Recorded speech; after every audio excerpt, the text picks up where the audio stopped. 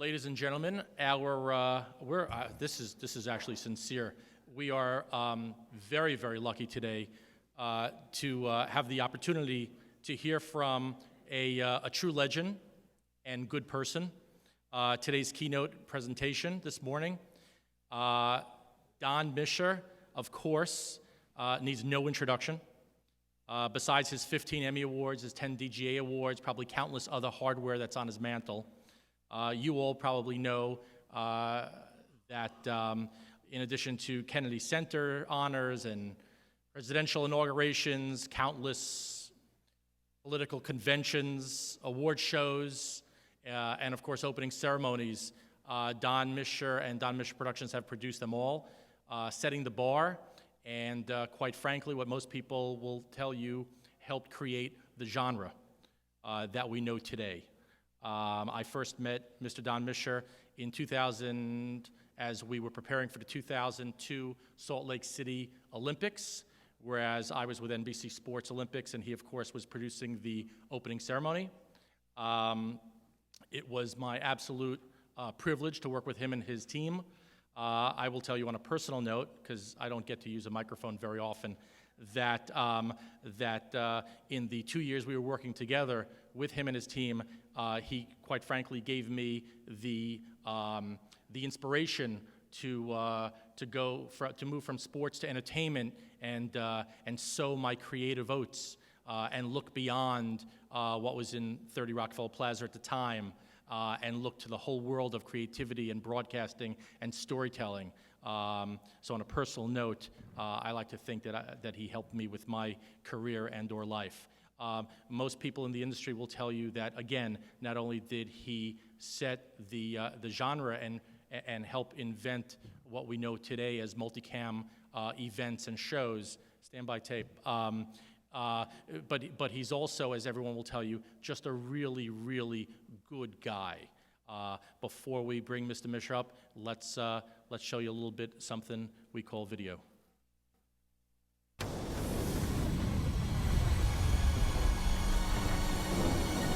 Dearly beloved, we are gathered here today to get through this thing called life. Oh no, let's go! Don't lie. The world we're living in. Take a look around. At least you got friends. So come on, lady. No friendly word. Pick up the phone. I got your memories hanging on my wall. They don't move. They don't move me like rain. I hear your sweet voice whispering in my ear. Hey, hey, hey. 1, 2, 3, 4. Just like us, baby, we were born to love. That's what I love about television. Just like us, baby, we were All right, all right, all right.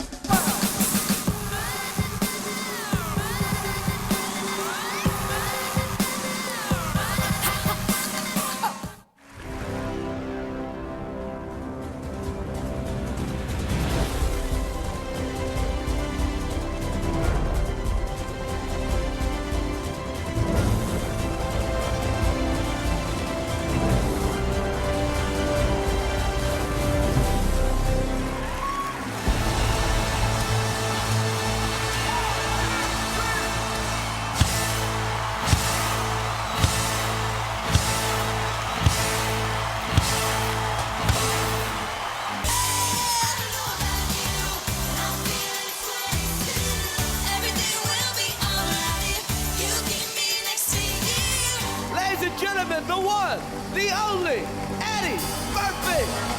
People keep on learning.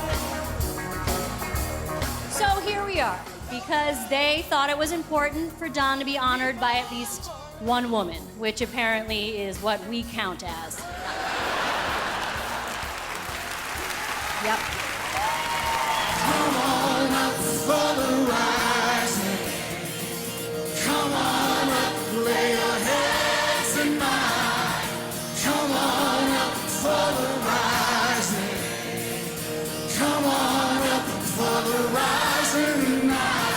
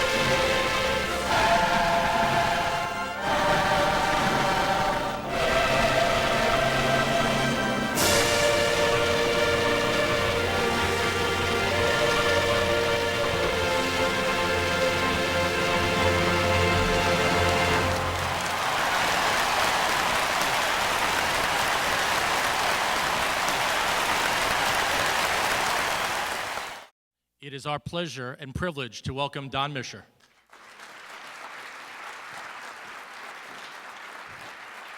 Thank you. Thank you.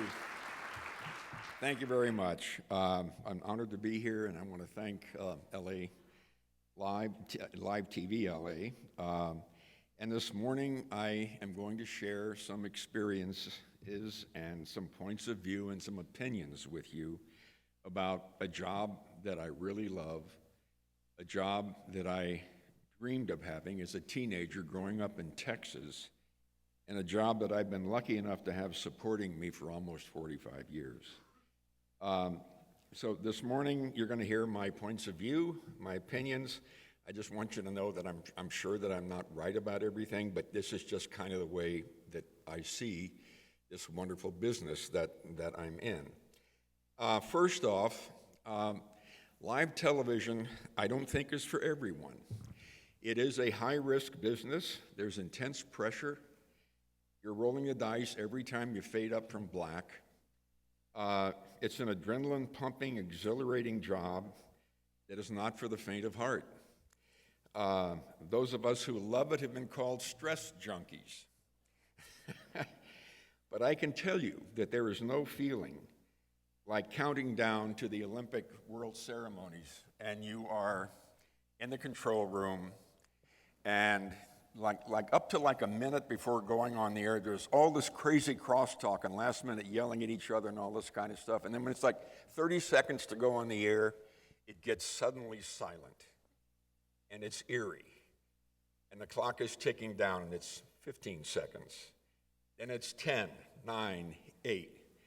And there's no feeling like knowing at that point that 80% of the planet will see what you're about to put on the screen, you know? And that's why we love it, and we probably are stress junkies. Anyway, with the landscape of television changing so rapidly today, I really think that live television is still doing well. It is one thing that still brings families together in a group viewing experience. And I think one reason it's doing well is social media, of course.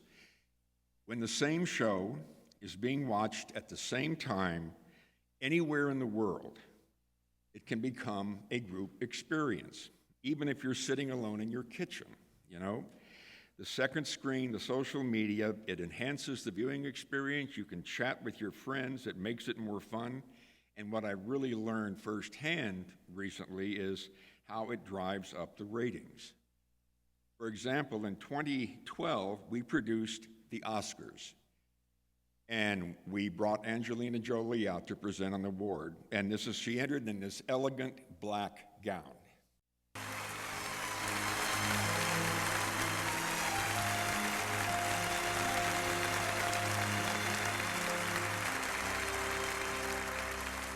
Good evening. Now, the fun she had with this moment, okay, made social media spike. About 10 days later, we got the minute-by-minute ratings, and the ratings spiked. People were saying to their friends, quick, turn to the Oscars and look what Angelina Jolie is wearing, okay? In 2013, I was directing the Oscars when Jennifer Lawrence won for Best Actress in Silver Linings Playbook. Silver Linings Playbook.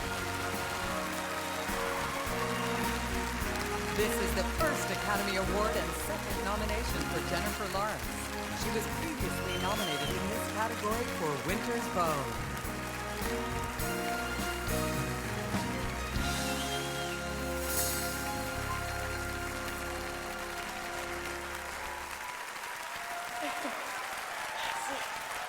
Thank you.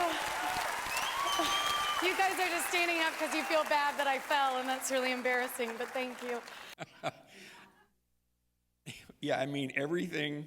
I mean, we find it interesting when people fall or make mistakes or stumble. But when it's a Hollywood star who is winning her first Oscar, it becomes a moment. Once again, social media spiked. And the minute by ratings for the Oscars themselves spiked as well. And you know, what was amazing to me is that this is the Oscars, which attract a very old demographic. Yet in 2013, 67% of the Oscar viewers had a second screen in front of them. And obviously, when you watch a TiVo or a rerun or a DVD, whatever, you don't have that. Another reason I think that live television is healthy is that I still believe that in people's hearts and minds, that when they see things live, it makes people feel like they're seeing something real. And there's always a chance that something will go wrong. Something as unpredictable could happen. And just as an aside to the producers and directors in the room, you know, we have to understand that when things do go wrong on live television, it is not always a bad thing. So many times we worry about it, night and day, we fret about it. But sometimes the unexpected can actually make a show more exciting. As an example, in February of 2007, Prince was doing the Super Bowl 41 halftime show in Miami. The stage was shaped like his logo. It was made of a shiny tile that was really, really slippery, and when it got wet. And we all really dreaded rain. His two dancers, he called them the twins, they were wearing 8-inch heels. And Prince was playing 4 different live electric guitars during the 12.5-minute halftime show. And on that show, on show day, it rained lightly on and off. We're in the last commercial before counting down to the beginning of the halftime show. And with 1 minute to go, the clouds opened up and the rain was torrential.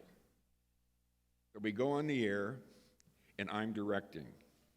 And for 45 seconds, I tried not to panic. After 60 seconds, I suddenly realized that the look, the feeling, the fog that was drifting over the stage and the droplets of water that were landing on the lens created this completely eerie look. And suddenly I said, you know, we've been blessed. And by the time we got to the end of this, it was really quite magical.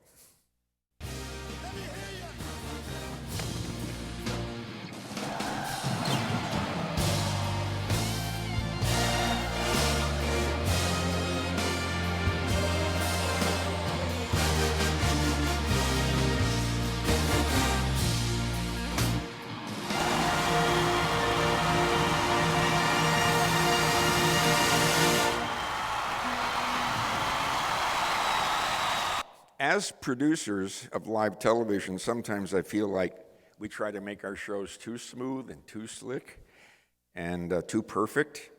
And many times I actually think that TV can be, live TV especially, can be more exciting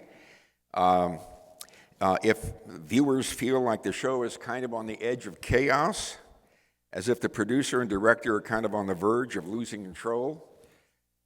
Which of course happens to me frequently, but it works, and I think people feel it at home, and it makes them want to watch television more.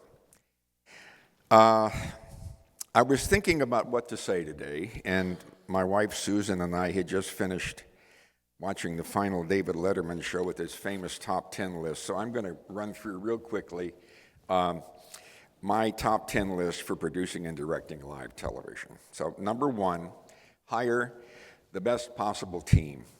When it comes to mega live events, the best shows are done by the best teams. And it's not just experience, or skill, or knowledge, it's also about attitude. I'm going to give you an example. You just saw part of the Prince halftime show.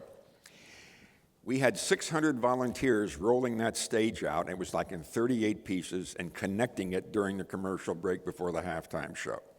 When the pieces were being rolled out onto the stage, a computer control cable was severed, disabling the entire stage lighting. In the rain, a member of our lighting crew, Tony Ward, stripped away the insulation on 3 copper wires and inserted them into the female plug and held them together for 13 minutes in the pouring rain. I'm glad, I gotta tell you, However, I'm glad I didn't know about this until afterward, okay? But that is great attitude. And those are the kind of people you want on your team. But in general for live television, I think it's not a line of work for everyone. I think people who approach live television as a job are not going to be very happy. And I think that like a production assistant who will come in to me and say, can I leave every Friday at exactly 6 p.m.? Probably won't be around that long, you know. Number 2, build a contributory environment. Try to build confidence in your team. Early in my career, I used to yell at people, and I learned that by ostracizing, berating, or instilling fear in a crew member or a staff member, it never made the shows better. So I would say don't do that. Try and motivate them. Try and build confidence in them. And when you have time, listen to their opinions. They very often have good ideas. Number 3, communicate succinctly with talent, staff, and crews. Succinctly, directly, and honestly. You've got to communicate in ways that cannot possibly be misunderstood. Don't beat around the bush. And I can tell you, in dealing with talent, you've got to be honest with them. If they're doing something that doesn't work, or it's not going to work on television or wherever it's going to be distributed, you've just got to be honest with them, and you'll find out that they will trust you more if you are straight with them. Number 4, leadership. Guide the ship through the storm. It's about making decisions. You've got to make decisions. Communicate what you want. How do you want your show to look? How do you want it to open up? How do you plan to control the time? And communicate how you want viewers to feel during the show, and more importantly, how should they feel at the end of the show? What should they take away from what you just created? Today, it seems like more and more people are getting involved in the decision-making process for those of us who produce and direct live television, and that's not necessarily helping. I can tell you unequivocally that committees do not produce good live television, but we're dealing with more and more of them every year. Try to avoid this if there's any way you can. And make sure that from the outset, whether it's a network or a sponsor or an agency, that only one person from each entity is selected to give you notes and suggestions. As a producer, you're in a completely no-win situation trying to deal with contradictory notes from different execs at the same network. And you'd be surprised how often this happens. 5, prepare and prepare and prepare. I think it's everything. The more you prepare, the better you're going to do. Even if something changes just before you go on the air, or even while you're on the air, if an actor walks out on you, or an actor becomes sick, or there's an accident of some sort on the stage, the more you prepare, the better you can wing it when you throw the script out and you're just kind of on your own to get through it. Number 6, connected to that is anticipate what can go wrong. I have a series of nightmares every time we go to some big live event, and I deal with one issue every night, and like the 8 or 9 nights leading up to the event. What if there's a security breach? What if someone storms the stage? What if you lose power? What if there's a fire on stage or an accident on stage? What if there's a scenic malfunction? What if you're running terribly long? What's your plan for what to cut? And if you're doing an exterior show like the Olympic opening ceremonies or a Super Bowl halftime show, if there is a violent thunderstorm approaching, who makes the decision about safety? You've got guys on spotlights on top of scaffolding on the top of the stadium. If a lightning storm comes in, who makes the decision about whether we have to get those guys down or not, and therefore kind of postpone the show or cancel it? You need to communicate with these people, find them, come up with a plan, know how to reach them when you're on the air live. This is really, really important, and it can really help you through it. 7, try to put some surprises in your show. It makes the show more interesting. and it stimulates social media, which nowadays is paramount to stimulating a conversation on all platforms in the media. And as an example, a Centennial Olympic Games, you saw a piece of this clip in Atlanta. We were trying to determine who would be the best American to hold the flame last before the cauldron was being lighted. And we decided on an American icon, someone that the world really knew and loved and would embrace. He had won a gold medal, Olympic gold medal in 1960 in boxing, and of course I'm talking about Muhammad Ali. We knew it would work best if it were a surprise. There were 5 people who knew that Ali was going to come over that ridge and take the torch from Janet Evans and be the last American to hold the Olympic flame. There was Dick Ebersol, who was head of NBC Sports, David Goldberg, who was my partner at that time, Billy Payne, who was head of the Olympic Committee, and Howard Bingham, who was a confidant of Muhammad Ali and his photographer and kind of ran his life. We 5 knew about that. Bob Costas and Dick Enberg, the NBC announcers, had no idea this was going to happen. In planning this, we knew that if Howard Bingham came into our Olympic office, that people would connect the dots. So we had to find someplace else to meet in Olympic Stadium. And we met twice in the garbage room, down in the bowels of the stadium. Honestly, there was garbage packed up 2.5 stories high in plastic bags. But we had a light bulb and 4 chairs, and we would sit and talk about it. We needed to rehearse with Ali 10 days ahead of time. At 3 o'clock in the morning, we turned off all the stadium lights in the Olympic Stadium. We released all the security guards. Ali came up without the entourage in an unmarked car, just he and Howard Bingham. We used flashlights to walk him up and actually rehearse what was going to happen and what he needed to do. And I really do think that that was one of the reasons that this worked so well, okay? We're going to check this clip out real quickly. This is how it sounded on NBC.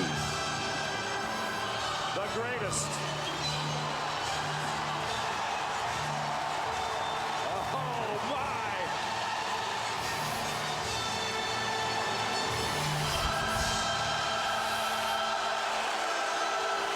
Once the most dynamic figure in sports, a gregarious man, now trapped inside that mask created by Parkinson's syndrome. So in one sense, a poignant figure, but look at him. Still a great, great presence. Still exuding nobility and stature. And the response he evokes is part affection, part excitement, but especially respect. That would never have worked that well had everybody known he was going to do it. We did the same thing recently at the Emmys that we produced for Fox Television. Remember, Tracy Morgan had had an accident and was out of commission for like a year and 4 months. We talked to Tracy, and we both said, this probably would work better as a surprise. And Tracy agreed. So there was no red carpet for Tracy. He did not come and sit in the audience. We went on the air live to the East Coast at 5 o'clock. He was presenting the last award on the show. So at 12 minutes to 8, our time, he came through a secret entrance, a back door of the Microsoft Theater, and I just think that had we all known that Tracy was appearing, the moment would not have been this emotional.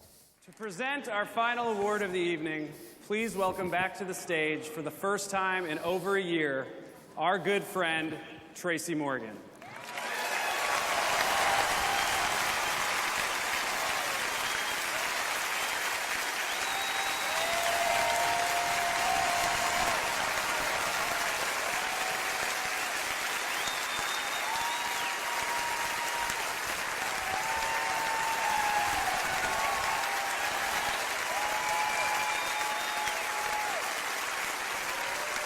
Thank you. Okay, point number 8. Try to use creativity as a problem solver. Just a little story again about the Olympics. The opening ceremonies in Salt Lake, we wanted to in the opening ceremony by having something that celebrated all of the winter sports. We had plans for this big structure to come out that was made out of lightweight aluminum. And we were going to create, it was going to be like 5 or 6 stories high on the ice. We had little ski jump on it so if somebody could jump skis. We had a luge run on it. And we wanted to have all these guys in bright costumes and flashing lights come out and really celebrate winter sports. We got the bill for building this thing, and it was like $1.7 million. And so, we said, that's not going to work. So we came up with an idea that cost $8,000. Okay, $8,000. And it involved 2 men going out on the ice and pouring kerosene in the shape of a ring. Okay, and it became the iconic image from the Salt Lake City Games.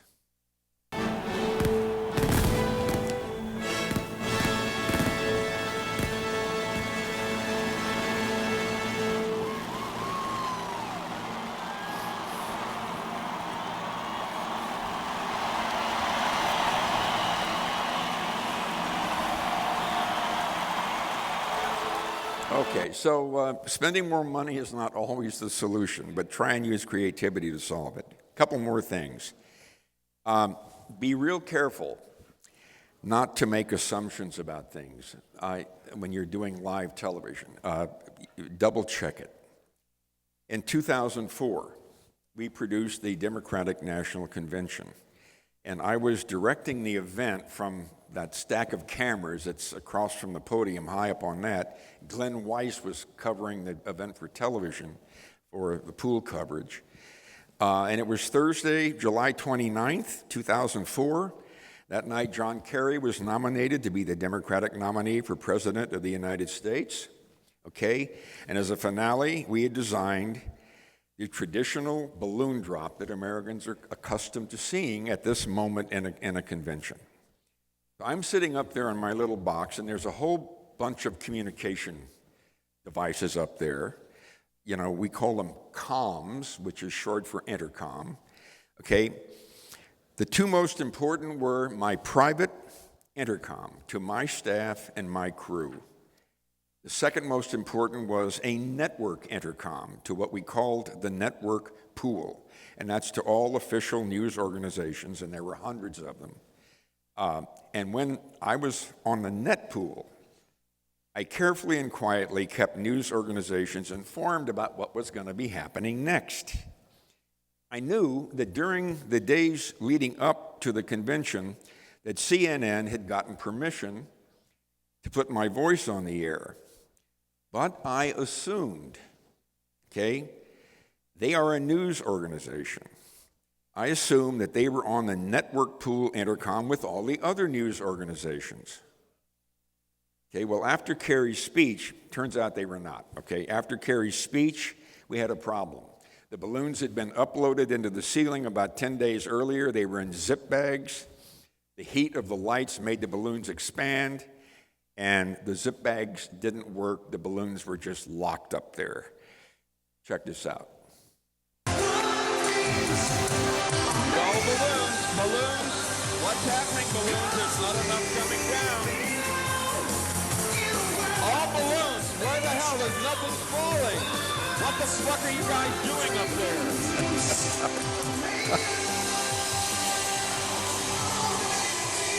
All right, well, those balloons are coming down. What you heard was the voice of Don Mischer. He's the director for the Democratic Party, the organizer of this convention. He's been giving instructions to let the balloons come down. There are thousands. I felt worse that night than any other night I had felt in my career, and I knew there was something wrong. How I found out was we're sitting up there and we have all these phones in front of us, and the phones had lights on them. And about 20 seconds after I used the F word that way, all these lights started lighting up. And my assistant, Jason Ermacher, said, I don't know what's going on, but all the morning shows want to talk to you tomorrow morning. Ay, God. Anyway, it was embarrassing, but it's just something that I want to warn you all. Make sure that doesn't happen to you. Okay, the last clip is number 10. Try to enjoy yourself in the heat of the battle. Now, this is easier said than done. And this final clip was shot on February 8, 2002, just 5 months after 9/11. Okay? We had decided to bring the Olympic flame into the stadium in Salt Lake City and pass it through all of the American gold medalist skaters that we assembled that night to do this specifically. They would then pass it off to Mike Erozione, who was the captain of the Miracle on Ice 1980 U.S. hockey team that beat Russia in one of the upsets of the century. Okay? And so we decided not to have torch light another torch and then that light another torch. We decided to take one torch, one symbol of peace, one symbol of the Olympic movement, and pass it among all these people. We knew that the torch could burn for about 12 and a half, maybe at the most 13 minutes. So there was some concern in my mind about, will we have enough time? We brought all these skaters together, Dorothy Hamill, Scott Hamilton, all of them, Peekaboo Street. We brought them all together at 4 o'clock in the morning that night, the night before, the morning of, and we rehearsed it, and there was no problem. They got all the way through the ice, all the way through the Olympic skaters, all the way up to the Olympic cauldron, and we still had 4.5 minutes of fuel left in the torch. But on the air live, it became a euphoric moment, and the skaters all slowed down. And they were getting this positive feedback. When they'd slow down, they'd hold their torch up, and the audience would cheer and go nuts. And so they weren't passing it on, okay?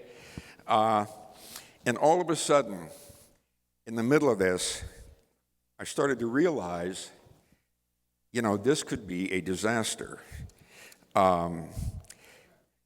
It was like the first gathering of the nations of the world after 9/11. And the Olympic flame was in many ways the symbol of peace and hope, okay? And to have that die out on its way to the cauldron was just terrifying to me. So it got a little bit tense up where I was. I didn't know it. But my wife Susan was behind me, taping all this with our home video camera. Olympic flame is now approaching the stadium. Okay, halfway. Music. Track. Standing by.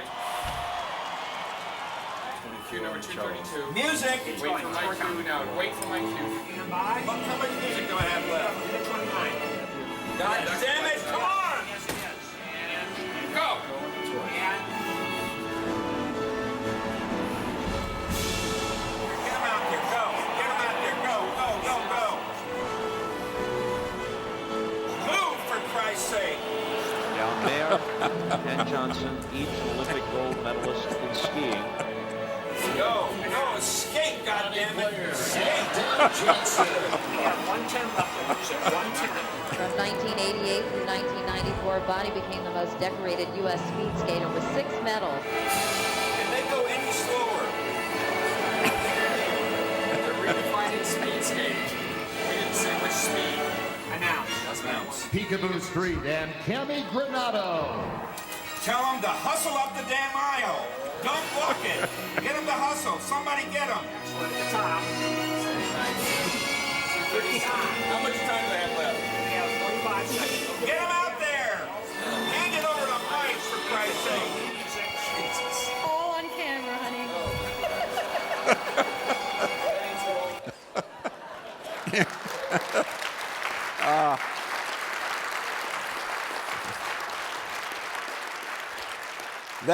That's what I love about live television. These moments are irreplaceable. So anyway, now we have a few minutes remaining, and I would like to bring up my partners, Charlie Hakel and Julianne Hare. I'm going to join them here, and we work together as a team. We really are a team, and we thought we might talk a little bit about teamwork in television, live television, and answer whatever questions, if any of you guys have. But I've really enjoyed talking with you, and Charlie and Julianne. You guys want to just say something first? Yeah, okay. Hello. There we go. Hello. I've learned everything I know from this guy. So I started working with him about 15 years ago. He hired me as a line producer and let me transition into producing and executive producing, and it's been a master class. So it's a treat, and it's never dull, as you can see. Okay. Do you want me to say something? Just say something, yeah. Okay. Well, Don mentioned stress junkies, but this is actually far more stressful to me than producing live television, so bear with me. So does anybody have any questions? We kind of thought we might have a few questions. So I think we have a couple of mics to pass around here, but we're happy to take a shot at anything you want to ask. Here comes a microphone. I think someone down here's got a question.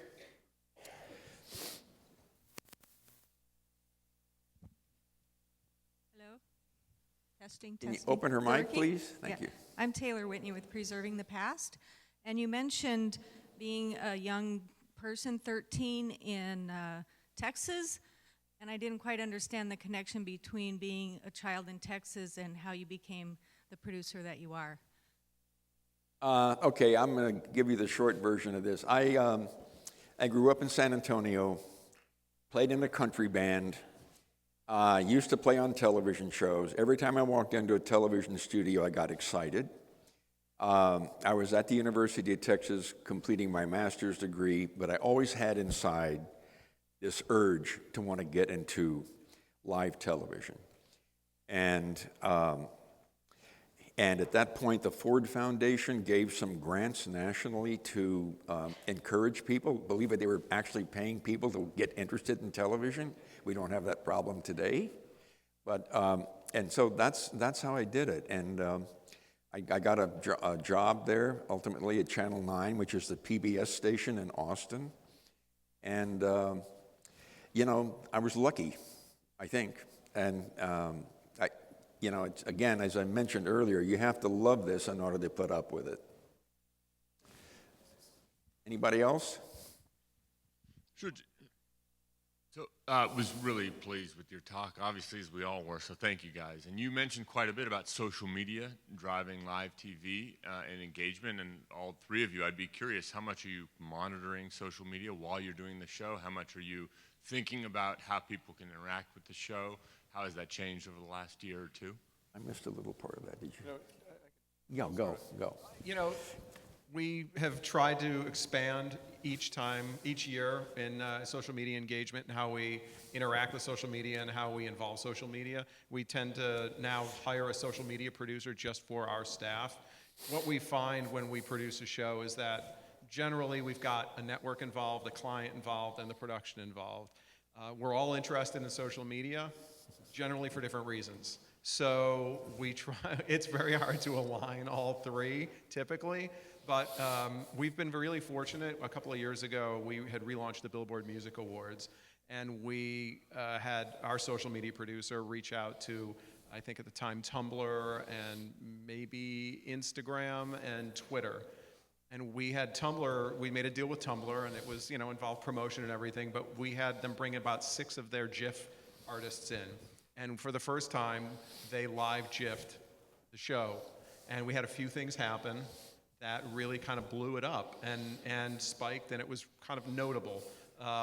We're at the point now where, you know, we are of the mindset that we don't want to show what people are saying about the show. We want to use what people are saying about the show to inform what we program during the show, and it's usually our host. So the host has to have a lot of buy-in.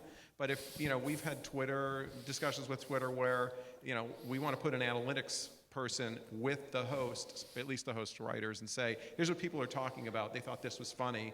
Do more of this or talk about that. And it's a work in progress, but it's definitely something we're into.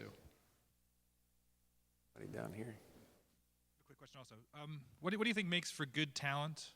And do you think that always rotating If a show finds a really good host, should they just stick with them, or is it always important to kind of find a new voice and a new perspective? And have you had a moment where there's someone who rehearsed really well, but the show just kind of fell flat? You know, what do you look for in a host that really makes a difference? I think host, and you probably say the same thing, is engagement. If a host is engaged and interested, they can host a show 100 times. Because we've been in a situation where, if someone gets a gun held to their head and they're up there and you feel it. I mean, we just did a show where the host was super engaged, who was surprised, who would be surprising. Yeah. I mean, you cannot, with a host is a key, the key to any award show. And we believe you need comic hosts because these are long, involved programs. And you've got to have a host that, number one, wants to be there, feels good about being on the stage, can roll with the punches, can respond to last-minute things that happen. And as producers, we do have an area in dealing with the host. As a producer of a major award show, you don't go out there and just say to the host, you're going to read this script. I mean, that would be completely wrong. The host has got to come up with the material, and as producers, we try and guide the host or whatever to make the right decisions, and we can deal with issues like time, the length of the opening, or how much time, if you need more time or less time, whatever. But that's one of the delicate things about producing these things is keeping the host happy. When he walks out there, she walks out there, they've got to really feel good about where they are, And in terms of rehearsals and live shows, I can tell you, generally speaking, when we're doing something live, we never peak too early. We struggle and scramble, and hope and keep our fingers crossed that when we are on the air live, everything is going to come together because generally something did not come together in the rehearsal. Which I think is what I never like a good dress rehearsal. You always like a few bumps, because then people pay attention. Overconfidence is a killer. To what extent are you using the same crews over and over again, or key positions over and over again, and to what extent are you just kind of inheriting who's in town and who's available? I didn't. About the team and who we use and how frequently we go to the same people. Right, okay. It's hard for me to hear you because the speakers are pointed in that direction.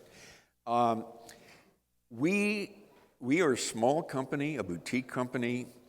We assemble the key creative positions, whether it's writer, director, production designer, lighting designer, whatever. We pick them based on the project that we're doing. And there are some that are really good in one thing and others that are good in the other thing. And that's really great because we have the freedom to choose from the best people in the business. And so each team we do have favorite people that we work with. We work with, Bob Dickinson and Full Flood and his team a whole lot for lighting. And we have 5 or 6 production designers we work with. But we try and it's good to have different groups do different projects because you stimulate one another in a more interesting way, and you're not just doing the same thing over and over and over again. Hi. Don? Yeah. Yes. Okay, from Tim and I, we want to know, we're from Dream Cinema Productions, and we'd like to know who was your mentor, or who do you look up to? This is who my mentor. My mentor. Or influence. Thank you. My mentor, that's a good question. I grew up watching television and loved it in the 50s and 60s.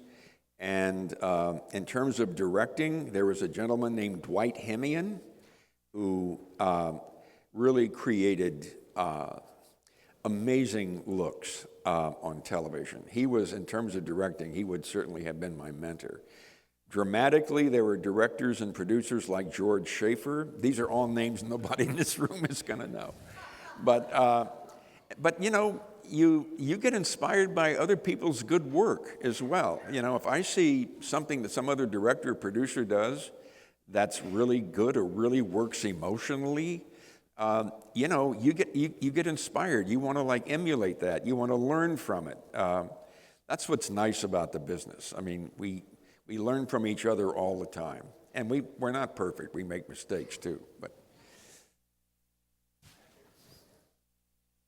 hi, my name is Essie, and my question is on the topic of hosts. Can you give us an example of something, an idea maybe a host had for a sketch or something in a show where you're just like, no, that's not going to work, and how did you handle that? Can you answer that?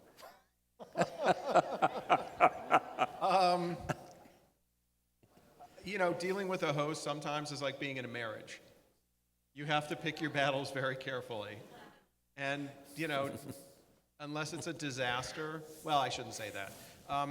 Back to what Don said, you know, one thing we try to tell all of our hosts, and it's really what we believe in, it's our job not to change what they do, but it's our job to take what they do and support them and make what they do work well within the medium that we're producing in. So we always acknowledge very freely, look, you're on the stage, we're not. You know, people are going to say well, I'll just take the Emmys.